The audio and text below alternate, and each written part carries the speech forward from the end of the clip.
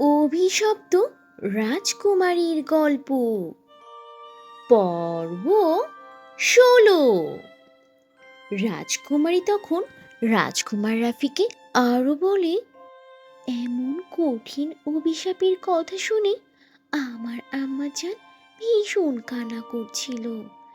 আর আমার আম্মার এমন কান্না দেখে তখন অন্যান্য পরীরা সান্ত্বনা দিয়ে আম্মাকে বলেছিল, আপনি কোনো চিন্তা করবেন না মহারানী, কালপরীর এমন অভিশাপ থেকে রক্ষা পাওয়ার উপায় আমার কাছে তো আছে।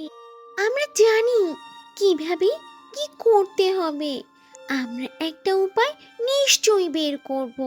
আপনি একদম চিন্তা করবেন না, একটু শান্ত হন এবার।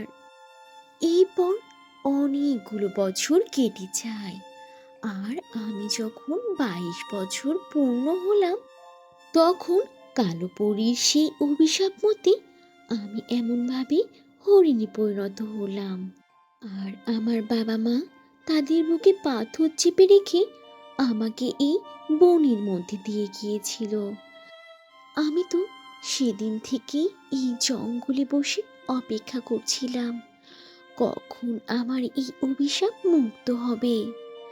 আসলে সেই পরীরা বলেছিল আমাকে আমার এই অভিশাপ মুক্ত হওয়ার জন্য আমাকে এক সুদর্শন রাজকুমারের স্পর্শ পেতে হবে। আর আপনি যখন আমাকে এসে স্পর্শ করলেন, আপনার স্পর্শে আমি অভিশাপ মুক্ত হলাম। আমার ঘটনা তো সবটা খুলে বললাম, এখন তাহলে আপনার পরিচয়টা দিন।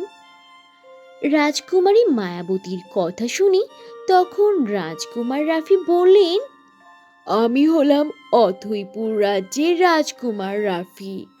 আমি তো প্রায় এই বনে হরিণ শিকার করতে আসি, কিন্তু তোমাকে আজ দেখে আমি তো ভীষণভাবে মুগ্ধ হয়ে গিয়েছিলাম। আমার মনে একটি ভাবনা জাগলো, যেভাবেই হোক আজ তোমাকে আমার ধরতেই হবে। সেই জন্যই তো তোমার পিছু পিছু ছুটছিলাম আমি, আর এত দূরে চলে এসেছি তোমার পিছু ছুটতে ছুটতে।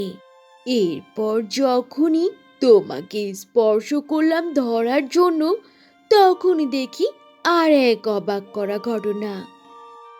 রাজকুমারী মায়াবতী রাজকুমারীর কথা শুনে খুবই মুগ্ধ হলো। এরপর কি হবে সেসব থাকছে পরের পর্বে। তো বন্ধুরা, এই ছিল আজকের গল্প। গল্পটি থেকে কি শিক্ষা পেলে তা অবশ্যই কমেন্ট করে জানাবে। আর ভালো লেগে থাকলে একটা লাইক করে দেবে। আর এখনো যদি চ্যানেলটি সাবস্ক্রাইব না করে থাকো, তাহলে এখনই লাল রঙের বাটনটি চেপে চ্যানেলটিকে সাবস্ক্রাইব করে দাও। আর অল দিয়ে নোটিফিকেশন প্রেস করে রাখো। তাহলে বন্ধুরা, আজ এখানেই শেষ করছি। আবার দেখা হবে নতুন কোনো ভিডিওতে, নতুন কোনো গল্প নিয়ে। সে পর্যন্ত তোমরা সবাই ভালো থাকবে আর নিজেদের প্রতি খেয়াল রাখবে। আল্লাহ হাফিজ।